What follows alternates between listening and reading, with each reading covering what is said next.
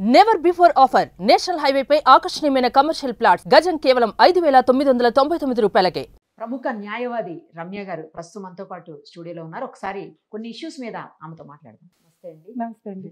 రమ్య గారు, జనగాంలో ఒక ఇన్సిడెంట్ అండి. ఒక అమ్మాయిని ప్రేమ పేరుతోటి మోసం చేసి ఆ అమ్మాయిని శారీరకంగా యూజ్ చేసుకున్నదే కాకుండా తనకు సంబంధించినటువంటి 10 మంది ఫ్రెండ్స్ని తీసుకొచ్చి ఆ అమ్మాయిని మాయమాటలు చెప్పి కారులో ఎక్కించుకొని తీసుకుని వెళ్ళి మాట్లాడదాం రమ్మని చెప్పి తీసుకుని వెళ్ళి 10 మంది కలిసి గ్యాంగ్ చేసిన తర్వాత ఆ అమ్మాయి భయపడిపోయి చెప్పలేదు. మళ్ళీ అందులోనే నుంచి ఇంకొకడు నేను నీకు లవ్ చేస్తున్నాను అని చెప్పేసి ఆ అమ్మాయిని గోవాకి తీసుకెళ్ళి మళ్ళీ అక్కడ అమ్మాయిని శారీరకంగా హింసించి లైంగిక దాడి చేసి తిరిగి తీసుకొచ్చిన తర్వాత ఆ అమ్మాయికి తట్టుకోలేక తల్లి తండ్రి ఎవరు లేరంట. అమ్మాయికి ఒక చిన్న పిన్ని ఉందంట. ఆ పిన్ని దగ్గర పెరుగుతుంది. ఆ అమ్మాయి ఆవిడకి వెళ్ళి చెబితే ఆ తర్వాత కేసు పెడితే ఇప్పుడు మొత్తం అందరిని అరెస్ట్ చేశారండి. ఈ కేసులో ఎలాంటి శిక్షలు ఉండబోతున్నాయి? ఎందుకంటే ఒక ఆడపిల్లని నమ్మించి మోసం చేయడం అనేది ఎంత నేరం అసలు?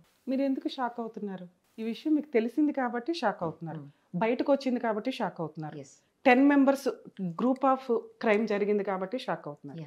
ఈ వీడియో ద్వారా రిక్వెస్ట్ అండి, మ్యాక్సిమం మేము చూస్తున్న కేసుల్లో లవరో బాయ్ ఫ్రెండో ఫ్రెండ్స్ న్యూడ్ ఫొటోస్ కానీ ఎవరన్నా తీసి బ్లాక్మెయిల్ చేసి ఇంకొకరితో పడుకోండి అన్నప్పుడు దయచేసి ఆ స్టేజ్లోనే కట్ చేయండి. మీ గురించి ఎక్కడ ఇన్ఫర్మేషన్ ఉండదు. మీ పేరెంట్స్కి ఇన్ఫార్మ్ చేసి ఇమ్మీడియట్గా పోలీస్ స్టేషన్కి వెళ్ళి మీరు కంప్లైంట్ ఇస్తే కనుక మిమ్మల్ని మీరు ప్రొటెక్ట్ చేసుకోగలుగుతారు. ఎవ్వరూ సోషల్ మీడియాలో పెట్టరండి, అది జరిగే పని కాదు. పెట్టాడా వాడు గొయ్యి వాడు తీసుకున్నట్టే లెక్క. పైగా ఇప్పుడు ఏఐ వచ్చింది, ఆ అకౌంట్లోకి దోసేయచ్చు. ఎందుకంటే ఏది నిజమో ఏది అబద్ధమో కూడా తెలుసుకోలేని పరిస్థితిలో మనం ఉన్నాం. కాబట్టి ఆడపిల్లలు ఇలాంటివి ఏదైనా జరిగితే ముందు పేరెంట్స్ ప్రొటెక్షన్, తర్వాత పోలీస్ ప్రొటెక్షన్, లీగల్ ప్రొటెక్షన్ తీసుకోవడం చాలా బెస్ట్. దీనివల్ల సగం మంది పేరెంట్స్ సపోర్ట్ చేయరేమో భయంతో ఎవరికి షేర్ చేసుకోకుండా ఈడు కాకపోతే ఈడు కదా, సరే ఇంక ఈడితో ఆగిపోద్దేమో ఇంకోటితో ఆగిపోద్దేమో అని ఇలా వెళ్ళే ఇంత నెత్తి మీదకి తెచ్చుకోవడం జరిగింది. మన గొయ్య మనమే తవ్వుకుంటాం అంటారు చూసారా. లేడీస్ చేస్తున్న ఫ్రీడమ్కి సంబంధించి ఇంత దరిద్రమైన కల్చర్లో సొసైటీలో మనం ఉన్నాం.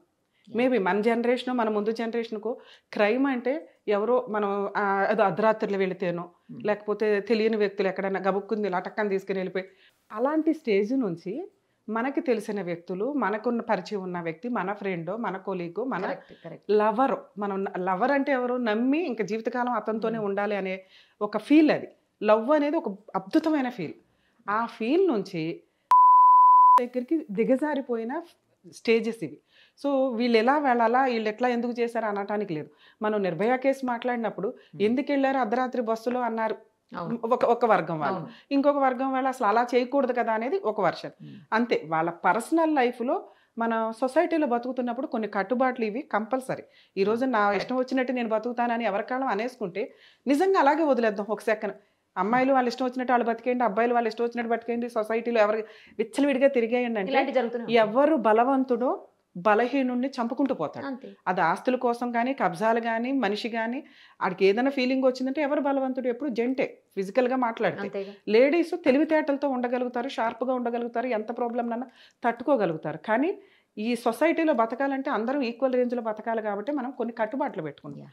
అవి ఈ రోజున ఎలా అయిపోతున్నాయంటే అది ఫైనాన్షియల్ ఫ్రీడమ్ కానీ ఇంకొకటి కానీ ఎడ్యుకేషన్ కానీ వ్యక్తిగత స్వేచ్ఛ విపరీతంగా వెళ్ళిపోవడం. ఈ క్రైమ్ పర్సంటేజ్లో ఇవి ఇప్పుడు ఏమి మాట్లాడుతున్నామో రెండో మాట రాకూడదు, రెండో మాట వచ్చేలాగా చేసుకున్నాం ఈ రోజున సొసైటీలో. ఈ అమ్మాయి ఎందుకు అతనితో వెళ్ళింది, ఆ ఫస్ట్ అతనే అలా చేసినప్పుడు అసలు ఫిజికల్ రిలేషన్ ఎందుకు, నెక్స్ట్ ఫ్రెండ్ పిలిచాడు వాడితో ఎందుకు వెళ్ళింది, 2-3 ఫిజికల్ రిలేషన్ ఎందుకు, ఇవన్నీ క్వశ్చన్స్ వచ్చేసాయి. ఇవి 30-40% లేడీస్ యొక్క క్యారెక్టర్ని దిగజారుస్తుంది. లేడీస్ పర్ఫెక్ట్గా ఉండి ఎవడన్నా టచ్ చేస్తే నువ్వు నేను ఈరోజు ఇక్కడ కూర్చోం, తోలు తీస్తాం రా బాబా అని పరిగెత్తుకొని వెళ్తాం. వాళ్ళకు ఒక గ్రూప్ ఆఫ్ యూనిటీ అందరూ సపోర్ట్ చేయడానికి ఉంటుంది. క్యారెక్టర్స్ ఎప్పుడైతే డ్యామేజ్ చేసుకుని వ్యక్తిగత స్వేచ్ఛలు అంటారో ఇవి జరుగుతున్నాయి. ఇవి జరిగితే మాత్రం ఊరుకోవాలా? మనం లా అండ్ ఆర్డర్లో కానీ మోరల్గా కానీ ఏది మాట్లాడినా జెంట్తో పాటు లేడీ కూడా ఈక్వల్గా ఉండాలి అంటున్నాం. అది ఎప్పుడు వర్క్ చేసుకోవడంలోనో, ఫైనాన్షియల్గానో, కుటుంబాన్ని రన్ చేయడంలోనో, మోరల్ వాల్యూస్లోనో. కరెక్ట్. సొసైటీకి మన వల్ల ప్లస్ అవ్వాలి కానీ మైనస్ అవ్వకూడదు. ఇక్కడ మైనస్లు అవుతున్న సందర్భాలు ఎక్కువ ఉన్నాయి. 8th క్లాస్ పిల్లల్ని చూసుకున్న, అది మగపిల్లలైనా ఆడపిల్లలైనా పేరెంట్స్ కంట్రోల్లో లేరు. ఎవరు ఇష్టం వచ్చినట్టు వాళ్ళు వ్యక్తిగతంగా క్లబ్బులు మీరు వెళ్తే మేజర్ అయిన పిల్లల్ని అలౌ చేయాలి. మైనర్స్ ఎంతమందిని నైట్ టైం అలౌ చేస్తూ వాళ్ళు డ్రింక్స్ అనేవి కామన్ అయిపోతున్న సొసైటీలో మనం ఉన్నాం. మీకు ఇప్పుడు ఇంకా ఫామ్ హౌస్ కల్చర్ ఒకటి. 31st నైట్ లో ఏ బర్త్డే పార్టీ రిసార్ట్స్ లో మీ ఎక్కడికి రైడ్ చేస్తే రోజు 100 మంది దొరుకుతారు, 100 ఫామ్ హౌస్ లో దొరుకుతారు. ఎంతకని గవర్నమెంట్ వీటి మీద కాన్సన్ట్రేట్ చేస్తే ఎవరు కాన్సన్ట్రేట్ చేయాలి? పేరెంట్స్ కాన్సన్ట్రేట్ చేయాలి. పేరెంట్స్ పరిస్థితి ఎట్లా అయిపోయింది? ఇద్దరు పని, జాయింట్ ఫ్యామిలీస్ లో ఉండడానికి ఎవరు ఇష్టపడట్లేదు. నానమ్మ తాతయ్యలు వీళ్ళంతా ఎక్కడో ఉంటారు. ఈ పిల్లలకి ఫోను, మన టెక్నాలజీని మనం సర్వనాశనం చేసుకుంటున్న పరిస్థితుల్లో పిల్లల యొక్క కల్చర్ అనేది తాగుడికి, డ్రింక్కి, డ్రగ్స్కి అలవాటు అయిపోయిన పరిస్థితులు.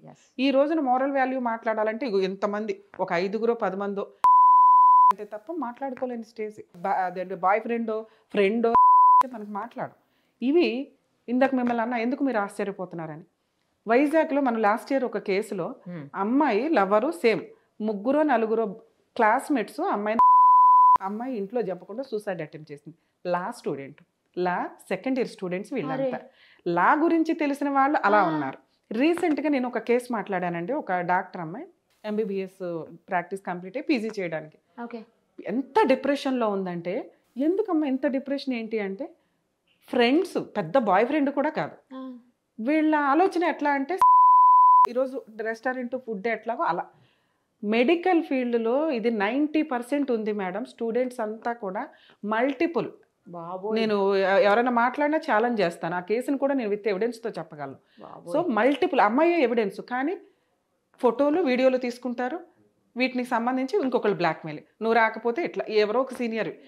ఇష్టపడి వెళ్ళిపోతున్న అమ్మాయిలు ఎక్కువ ఉన్నారు. భయపడి డిప్రెషన్లోకి వెళ్ళిపోయి ప్రొఫెషన్నే డ్యామేజ్ చేసుకుంటున్న అమ్మాయిలు ఉన్నారు.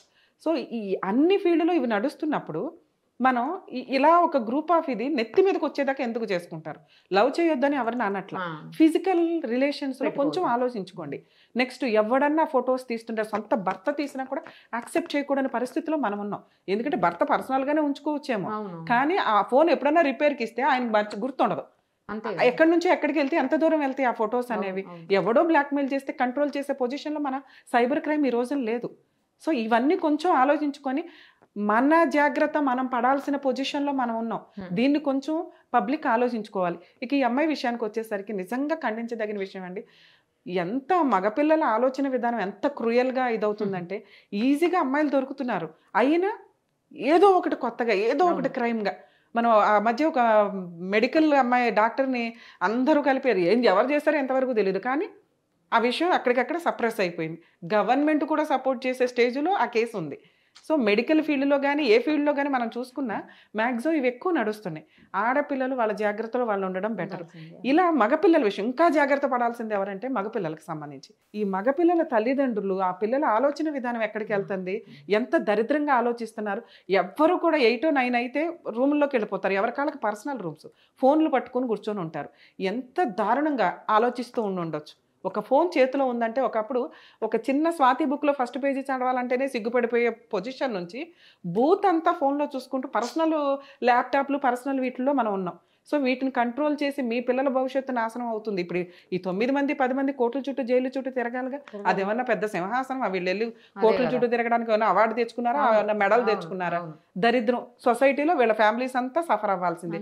అమ్మో వీళ్ళు ఈ తల్లిదండ్రులు చెప్పే మాటలు, స్త్రీలు ఎవరైతే మదర్స్ ఉంటారో ఎంత దారుణంగా చెప్తారంటే, అమ్మో మా అబ్బాయి అసలు చాలా మంచోడమ్మా, అమ్మాయి ఎగబడింది. ఇలా ఒక అమ్మాయి మీదకి తోసేయడం అనేది చాలా ఈజీ అవుతుంది. అమ్మాయి ఎప్పుడు టార్గెట్. సో అందుకు నేను అనేది, అమ్మాయిలు జాగ్రత్తగా ఉండండి దయచేసి. మీ ఫీలింగ్స్ని మీరు కంట్రోల్ చేసుకోండి. కెరియర్, చదువు ఎక్కడో సంఖ్యలలో నుంచి తెంచుకొని బయటకు వచ్చినప్పుడు ఆ ఫ్రీడమ్ని మిస్యూజ్ చేసుకోకుండా ఉంటే నీ తల్లిదండ్రులు తలెత్తుకొని ఉంటారు. ఈరోజు నీ 10 మంది అబ్బాయిలకి ఆ ఆలోచన వచ్చి వాడు కోర్టుల చుట్టూ తిరగకుండా ఉంటారు. ఇక అబ్బాయిలకి సంబంధించి, అరే బాబు మగపిల్లల్ని కాపాడలేక చేస్తున్నాం, మళ్ళీ ఇలాంటి కేసులు వచ్చినప్పుడు, ఇలాంటి విధానాలు వచ్చినప్పుడు వీళ్ళ ఆలోచన ఎందుకు కాపాడాలి వీళ్ళని? వీళ్ళ ఆలోచనే కొంచెం స్వేచ్ఛ ఇచ్చామంటే కిరసనాలు పోసి తగలేసే స్టేజ్లు మగపిల్లల ఆలోచన విధానాలు అనేవి. సో వీళ్ళని తల్లిదండ్రులు ఇంకా ఎక్కువ జాగ్రత్తగా చూసుకోండి. ఎందుకంటే వీళ్ళు చేసే క్రైమ్ వల్ల ఒక ఆడపిల్ల జీవితం నాశనం అవుతుంది. మనం ఒక సాంప్రదాయంగా మాట్లాడుకుంటే, పద్ధతుల గురించి మాట్లాడుకుంటే పాపం అనే ఒక వర్డ్ ఉంటుందిగా. మీరు పొద్దుట వెళ్ళి పూజలు చేసేస్తారు, ఏ ఫ్రైడే చూసినా, ఏ సాటర్డే చూసినా గుడుల నిండా వీళ్ళే ఉంటారు, ఈ యూతే ఉంటారు. సో ఈ క్యారెక్టర్స్ అనేవి అక్కడికి వెళ్ళి కొబ్బరికాయలు కొడితేనే కాదు, మనలో మార్చుకుంటూ ఉండాలి. పిల్లలకి అవి నేర్పించండి దయచేసి. ఇక ఈ కేసుల్లో అంటే పనిష్మెంట్ చాలా సీరియస్గా ఉంటుంది మేడం. యాక్చువల్గా 10 members అంటే ఆ అమ్మాయిని ఒక్కసారి అమ్మాయి అవునండి వీళ్ళు పెద్దగా ఎవిడెన్స్లు కూడా అమ్మాయి ప్రూవ్ చేసుకోవాల్సిన అవసరం ఉండదు. అంత స్ట్రాంగ్ కేసు. 376 ఇప్పుడు బిఎన్ఎస్ యాక్ట్ ప్రకారం మారిన చట్టం ఏదైతే ఉందో ఇంకా స్ట్రాంగ్గా ఉంది. వీళ్ళందరూ అరెస్ట్లో ఉంటారు, కొంతకాలం జైల్లో ఉండాలి, ఆ తర్వాతే బెయిల్ వస్తుంది. తర్వాత వీళ్ళ దగ్గర అమ్మాయి చెప్పే ఎవిడెన్స్ని బట్టి వీళ్ళ ఫోన్ రికార్డ్స్ అన్నీ డిలీట్ చేసినా కూడా బ్యాకప్లు తీస్తారు. సో అవన్నీ కూడా కోర్టుకి సబ్మిట్ చేసినప్పుడు సివియర్ పనిష్మెంట్లో పడతాయి.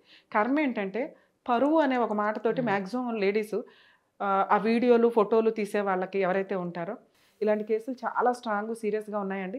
మ్యాక్సిమం ఈ జడ్జిమెంట్స్ గురించి కూడా మనం మాట్లాడుకోగలిగితే అలాంటి పెంచిన తల్లిదండ్రులు మగపిల్లల తల్లిదండ్రులకు బుద్ధి వస్తుందని నా ఉద్దేశం. ఎగ్జాక్ట్లీ పర్ఫెక్ట్గా చెప్పారండి. మీ చెప్పిన అన్ని 100%, 100 1,000% కరెక్ట్. థ్యాంక్ యూ అండి. Thank you.